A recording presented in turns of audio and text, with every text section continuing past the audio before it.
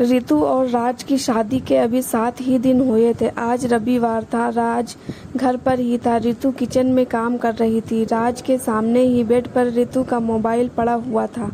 राज को न जाने क्या सूझी, वह रितु का मोबाइल लेकर उसे चेक करने लगा। व्हाट्सएप पर रितु के कई लड़कों से दोस्ती और चैटिंग पढ़कर राज का चेहरा गुस्से से लाल हो गया। उसकी आंखों से अंगारे निकलने लगे और मुट्ठियां भींच गई थी। क्रोध से उसका पूरा शरीर कांपने लग गया था। उसके दिमाग में ऐसा लगा जैसे कि कोई हथौड़ा चला रहा हो। यद्यपि सारी चैटिंग नॉर्मल थी, अच्छे और मजाकिया चुटकुले और बातें थी जो कि फ्रेंड्स के बीच में होती ही रहती हैं। हाँ, कुछ दोस्तों ने रितु की खूबसूरती और उसके डीपी की तारीफ भी की थी। बस इसी बात पर राज बहुत जल भुन गया था। रितु रितु, पूरी ताकत और गुस्से से राज चिल्लाया। क्यों, क्या हुआ? रितु घबराई सी कमरे में पहुंची। तब तक उसके सास ससुर ननद भी कमरे में आ गए थे। राज ने सबके सामने चिल्लाना और अपमान करना शुरू किया। माँ, ये देखो, इस लड़की के व्हाट्सएप पे कई लड़कों से दोस्ती है। ये सही लड़की नहीं है माँ। सासू माँ, ससुर और ननद भी जलती नेत्रों से रितु को देखने लगे।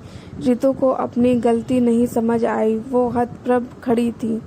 जो राज रात दिन उसके प्यार का दम्भ भरता था, उसकी खूबसूरती के कसीदे पढ़ता था, उसके लिए आसमान से तारे तोड़ लाने की बातें करता था, उसके इस रूप की तो रितु ने कल्पना भी ना की थी।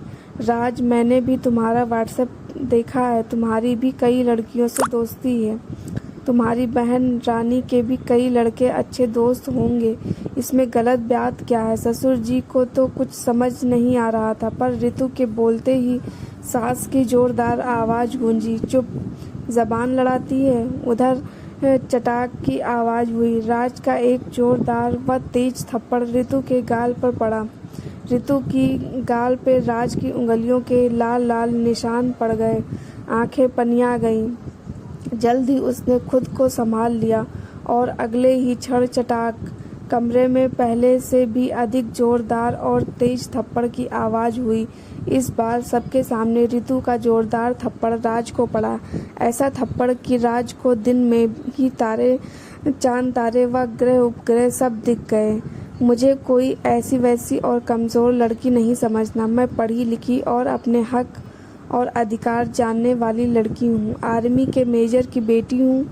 माँ बाप ने मुझे अच्छे संस्कार दिए। किसी भी हाल में अपना चरित्र उज्जवल रखना है और गलत सहन नहीं करना। बस यही 2 बातें पापा ने मुझे बचपन से ही सिखाई हैं। पति तभी तक परमेश्वर होता है जब तक कि वह पत्नी को देवी स्वरूप मानता है। जो पति अपनी पत्नी का सम्मान नहीं कर सकता, वह पति कहलाने के लायक नहीं है। राज के इस अप्रत्याशित व्यवहार से रितु भौचक रह गई थी। हालांकि उसने जो कुछ किया वह सही नहीं कहा जा सकता है, पर यह सब इतना अप्रत्याशित हुआ कि जिस तरह उसके चैट देखकर राज खुद पर नियंत्रण नहीं रख सका था और अपने पति होने का अधिकार और मर्द होने के दंभ में उसे एक चांटा जड़ दिया था, उसी तरह शादी की मेहंदी छूटने से पहले ही राज के इस व्यवहार से रितु बिल्कुल भौचक रह गई थी। और जूडो कराटे के एक्सपर्ट रितु का हाथ अपने पति पर उठ गया था। पूरा माजरा समझ ससुर जी भी हतप्रभ थे। वे भी राज को डांटते हुए बोले, ये तुमने क्या किया? ऐसे संस्कार तो हमने कभी तुम्हें दिया नहीं। क्या तुमने कभी मुझे अपनी माँ या बहन पर हाथ उठाते देखा? फिर यह सब तुमने कहाँ से सीखा?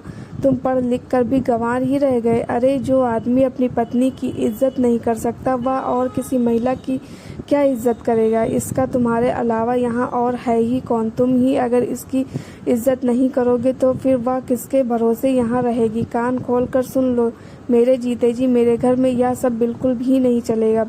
हमारे मरने के बाद जैसे जी में आए करना। चल, माफ़ी मांग बहू से। राज अपने गाल सहला रहा था और सास व ननद के तो चेहरे पर हवाइयाँ उड़ने लगी थी। नई बहू से ऐसे व्यवहार की उम्मीद किसी को भी नहीं थी। यह अलग बात है कि किसी लड़की ने भी ससुराल में शादी के 1 सप्ताह के अंदर अपने पति से ऐसे व्यवहार की उम्मीद नहीं की होगी। वो पति जो ससुराल पे एकमात्र उसका सहारा होता है, वो पति जिसके भरोसे वो कोई लड़की अपना सब कुछ छोड़कर आती। वही अगर उसे समझ नहीं पाए, उसका सम्मान ना कर सके, उसको सुरक्षा ना दे सके, तो फिर लड़की के पास भी ज़्यादा सोचने समझने की शक्ति कहाँ रह जाती है। ऋतु किसी घायल श्रेणी की तरह बिफर रही थी। खुद को संयत करते हुए बोली, कान खोलकर सुन लो सभी जब खबरदार, जो आज के बाद दोबारा किसी ने ऐसा करने की गलती की, आज पहली गलती थी इसलिए छोड़ रही हूँ। याद रखना, इसके बाद किसी ने भी मुझे किसी भी तरह से परेशान करने की कोशिश की तो सबसे पहले तो मैं खुद ही उसका इलाज करूँगी, क्योंकि आप सभी को पता होगा कि मैं कराटे में ब्लैक बेल्ट हूँ। अकेले ही आप सब पर भारी पड़ूंगी और इसके बाद फिजिकल व मेंटल टॉर्चर और डोमेस्टिक वायलेंस का केस कर डालूंगी। फिर वह अपनी सास से बोली, माँ जी, आपने बेटे को खूब पढ़ा लिखा कर बड़ा ऑफिसर तो बना दिया, काश इन्हें लड़कियों से बात करने की तमीज़ और उनकी इज्जत करना भी थोड़ा सिखा देती। सभी अभी भी हतप्रभ थे। इस घटना के बाद कुछ दिनों तक घर का माहौल काफ़ी तनावपूर्ण रहने लगा। कहते हैं कि दीवारों के भी कान होते। पड़ोसियों में भी इस नई बहू के बिगड़े तेवर की चर्चा होने लगी और पड़ोसियों की खुसर फुसर ने हवन में घी का काम किया। एक दिन पहले तक की आदर्श बहू अब सबकी नज़रों में बहुत बुरी बहू बन गई थी। इस घटना के कुछ दिन बाद राज अपने काम के सिलसिले में 2 दिन के लिए दूसरे शहर गया हुआ था। उसके पिताजी भी गांव के किसी रिश्तेदार की बीमारी की खबर सुनकर गांव गए हुए थे। घर पर सिर्फ राज की माँ, बहन रानी और ऋतु थी।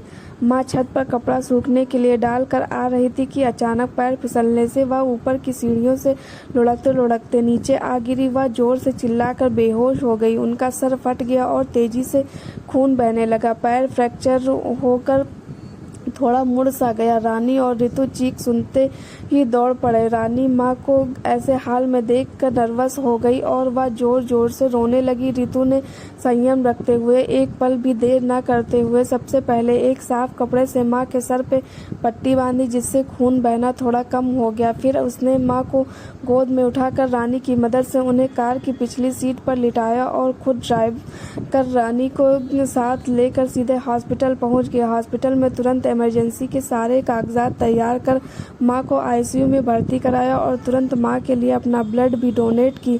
चोटें काफ़ी गंभीर लगी थी और ऋतु अकेले ही बहू की तरह नहीं बल्कि बेटे की तरह खाना पीना सोना जागना भूल कर सब काम कर रही थी। रानी को माँ के पास बिठाकर कभी वह डॉक्टर से बात करती तो कभी दवाइयाँ लाती, कभी रिपोर्ट पढ़ती। राज और उसके पापा को खबर कर दी गई थी, फिर भी उन लोगों के आने में 9-10 घंटे का समय लग गया था। इन 9 घंटों में ऐसा लग रहा था ऋतु खुद यमराज से टक्कर लेने को तैयार थी। सुबह हॉस्पिटल में जब माँ की आंखें खुली तो उन्होंने देखा कि उनके पैरों में प्लास्टर चढ़ा है और सर पे पट्टी बंधी है। सामने राज ऋतु को गले लगाए हुए है। रानी और उसके पापा की आंखों में आंसू हैं। उधर डॉक्टर बोल रहे थे कि थैंक्स मेरा नहीं बल्कि इनका कीजिए, जिन्होंने टाइम रहते हुए इन्हें हॉस्पिटल ले आए, वरना हमारे हाथ भी कुछ भी संभव नहीं था। चोट बहुत ही गहरी थी, अगर देर हो जाती तो कुछ भी हो सकता था।